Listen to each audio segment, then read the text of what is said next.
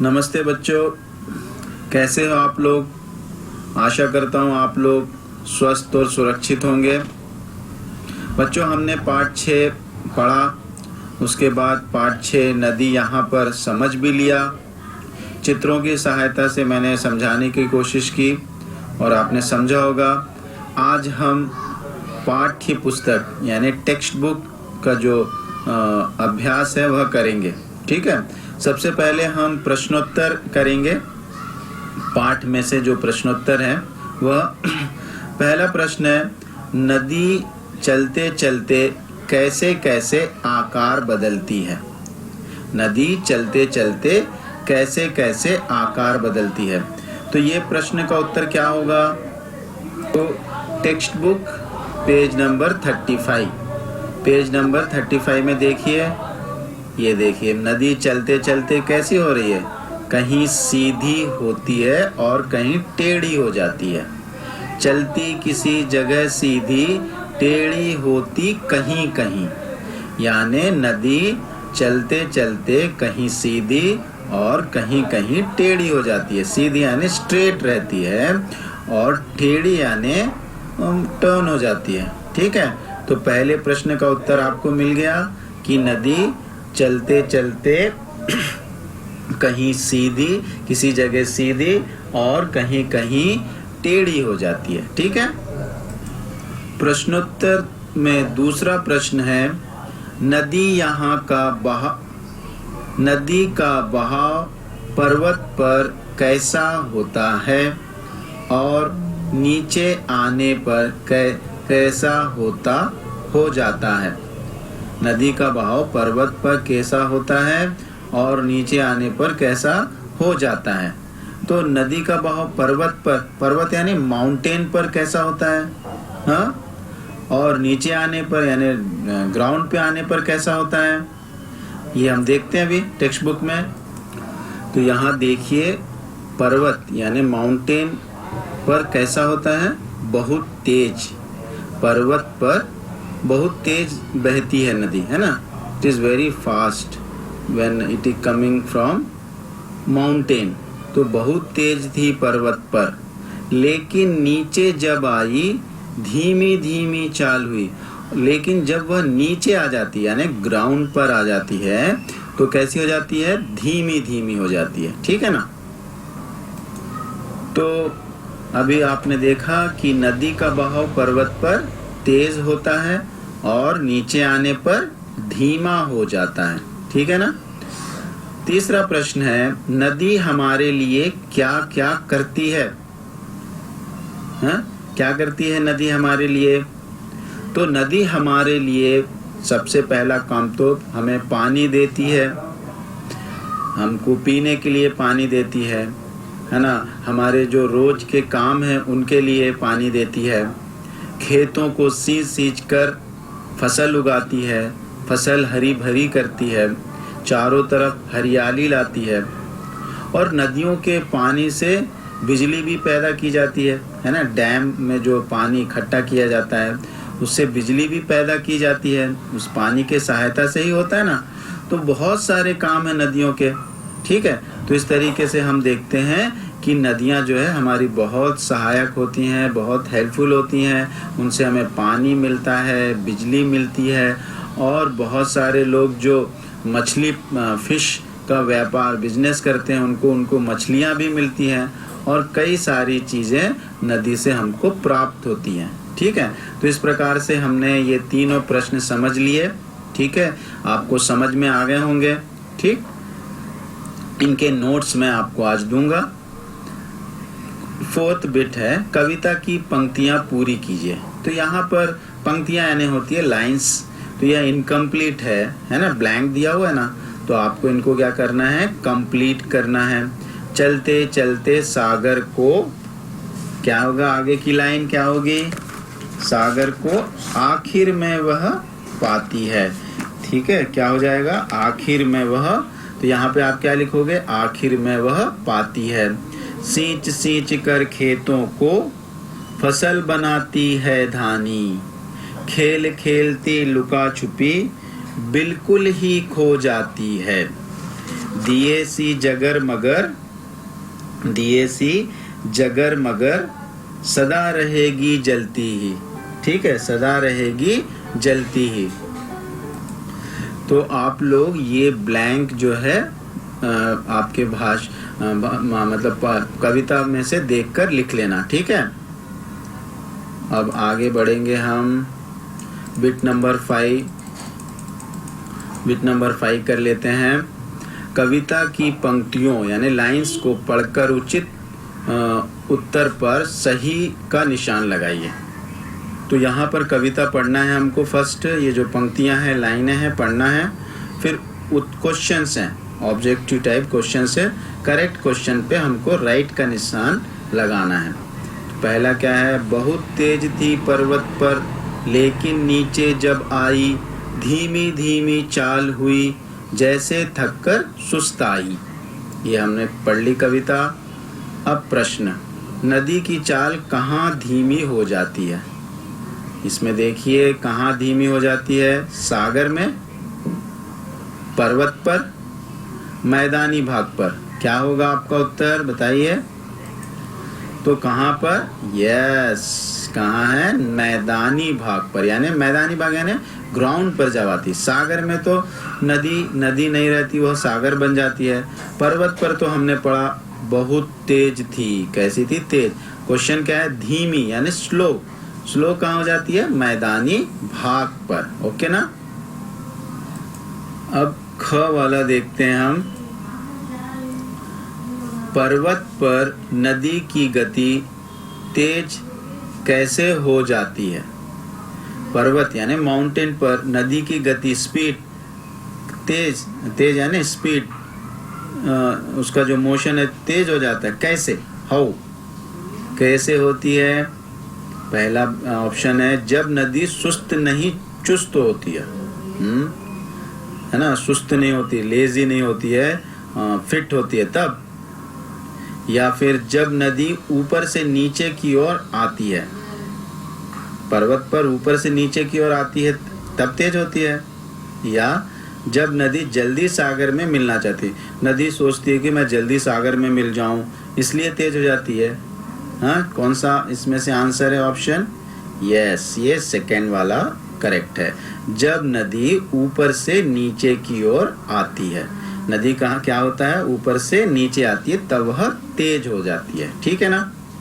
Okay, next bit पे चलते हैं हम बातचीत के लिए। पहला है, बताइए तालाब, नदी, नहर, सागर, महासागर में क्या अंतर है? आपको मालूम है ना ये चीजें क्या है? तालाब अगर इंग्लिश में बोलते हैं हम पॉन्ड, नदी यानी रिवर, है ना। नदी यानी क्या होता है? रिवर। नहर यानी कैनाल। सागर यानी सी। महासागर यानी ओशन। ठीक है, तो तालाब, नदी, नहर, सागर, महासागर में डिफरेंस क्या है मालूम कीजिए आप लोग। तालाब मालूम ही होगा। पॉन्ड कैसा होता है? एक छोटे से प्लेस में, एक पिट में यानी बहुत कम एरिया में जो होता है तालाब होता है। और इसमें ये नदी की तरह बहता हुआ पानी नहीं रहता है, स्टेशनरी ठहरा हुआ पानी होता है ना, बहता नहीं है। नदी तो हमेशा बहती रहती है ना। और इसका जो लंबाई है बहुत ज़्यादा होती है, हज़ारों किलोमीटर भी होती है कई बार, है ना। नहर तो नदी से जो फसल के लिए, जो सींचने के लिए, इरिगेशन के लिए, जो वाटर को ले जाने के लिए जो बनाई जाती हैं, नालियाँ बनाई जाती हैं, वह कैनाल्स होती हैं ना। कैनाल्स, उसी को हम क्या कहते हैं हिंदी में? नहर। सागर जो है जो सागर में ही मिलती है, लेकिन ये जो सागर है वो महासागर से छोटा होता है, सी, है ना। और महासागर ये तो ओशन है, जैसे इंडियन ओशन है ना, पैसिफिक ओशन है, अटलांटिक ओशन है, ये ओशन है। तो ये तो सबसे बड़ा होता है, फिर उससे छोटा सागर है, फिर उससे छोटा नदी है, फिर नदी से छोटी नहर है, फिर तालाब। ठीक है, इनके बारे में और जानकारी प्राप्त कीजिए आप लोग। ठीक है, नेक्स्ट क्वेश्चन है, नदी की शुरुआत कहाँ से होती है और नदी में पानी कहाँ कहाँ से आता है? तो नदी की शुरुआत कहाँ से होती है? तो हमको मालूम, जैसे फॉर एग्जाम्पल गंगा नदी पर्वत में से आती है ना। कौन सा ग्लेशियर है? गंगोत्री। तो जो पहाड़ों पर, पर्वत पर जो बर्फ जमी रहती है, उसके मेल्ट होने से, पिघलने से ही नदी वहाँ से शुरू होती है। और नदी में पानी कहाँ कहाँ से आता है? एक तो ग्लेशियर से आता है, जो आइस है उसमें उसके मेल्ट होने से, पिघलने से आता है। और जो वर्षा का पानी है वह मिलने से आता है, ठीक है ना। वर्षा होती है तब भी उसमें पानी आता है, ठीक है। अगर डैम बना हुआ है तो जब उसका पानी छोड़ते हैं तब भी नदियों में पानी आता है। इसके बारे में भी और जानकारी प्राप्त कीजिए आप लोग। तीसरा प्रश्न है, आजकल नदियों का पानी गंदा और कम क्यों होता जा रहा है? आजकल नाउअडेज क्या हो रहा है? नदियों का पानी गंदा, है ना, डर्टी हो जा रहा है और कम भी हो जा रहा है। क्यों ऐसा हो रहा है? क्योंकि पर्यावरण, जो हमारा एनवायरनमेंट है, उसमें पोल्यूशन बढ़ता जा रहा है। लोग जो है पॉल्यूट कर रहे हैं, प्रदूषण कर रहे हैं नदियों को, है ना, वातावरण को, जिससे, और पेड़ों को काट रहे हैं, जिससे क्या हो रहा है? बारिश नहीं हो रही है। और पोल्यूशन की वजह से वातावरण में बहुत गर्मी आ जा रही है ना। और क्या हो रहा है उससे?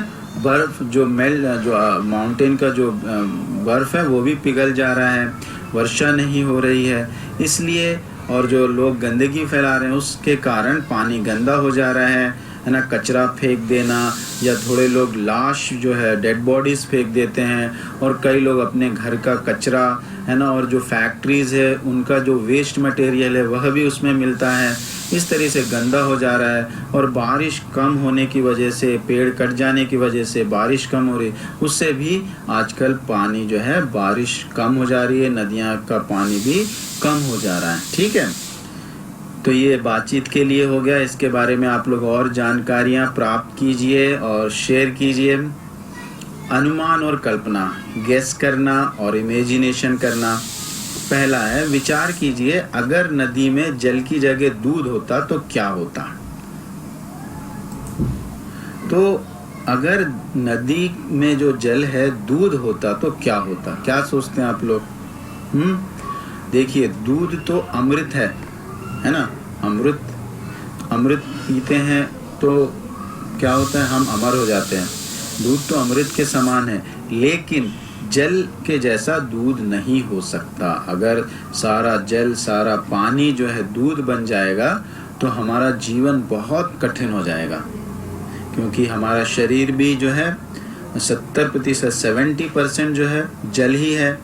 फिर केवल दूध अगर हम पीते रहे, है ना, या दूध हमारे शरीर में जाता रहा तो जल की शायद कमी हो जाएगी हमें।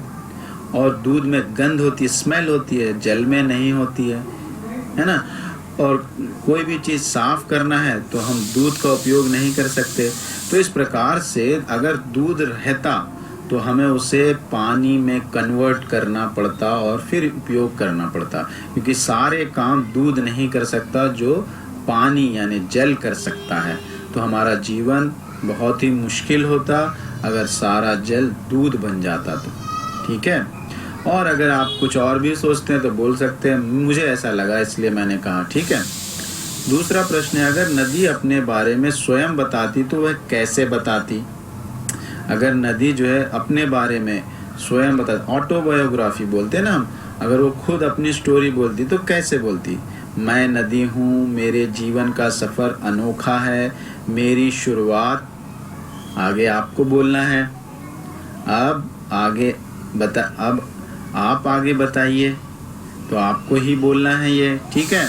तो आप सोचना है कि इसके आगे क्या बोलती। अगर नदी होती, मैं नदी हूँ, मेरे जीवन का सफ़र अनोखा है ना, यूनिक, अनोखा है ना, यूनिक है। मेरी जो जर्नी है, जर्नी ऑफ लाइफ है, बहुत यूनिक है। मेरी शुरुआत यानी आई स्टार्ट्स कहाँ से होती है? जैसे कोई नदी ले लें तो पर्वत से शुरू होती है, नीचे आती है, मैदानों में बहती है, फिर लोगों को पानी देती हूँ, ऐसा इस तरीके से आप एक स्टोरी जैसा बनाना है और आप अपने आप को नदी समझना है। ठीक है, तो यहाँ तक आज के वीडियो में हम करते हैं। आज मैंने आपको प्रश्नोत्तर समझाए, ठीक है, और कविता जो इनकम्प्लीट थी उसको कंप्लीट। हमने पाठ्य पुस्तक बिट 5th भी किया, बातचीत के लिए भी हमने चर्चा की और समझने की कोशिश की, और साथ ही अनुमान और कल्पना भी हमने समझा। ठीक है, और आपका होमवर्क यही है कि आप क्लास वर्क कंप्लीट करें। मैं अभी क्लास वर्क नोट्स भी भेजूंगा, और टेक्स्ट बुक में जो है आपको वो भी कंप्लीट करना है। फिल इन द ब्लैंक्स है और ऑब्जेक्टिव टाइप है ना, ये चीज़ ये भी आप कंप्लीट कर लीजिए। ठीक है, तो आज की कक्षा ध्यान पूर्वक सुनने के लिए आपका बहुत बहुत धन्यवाद।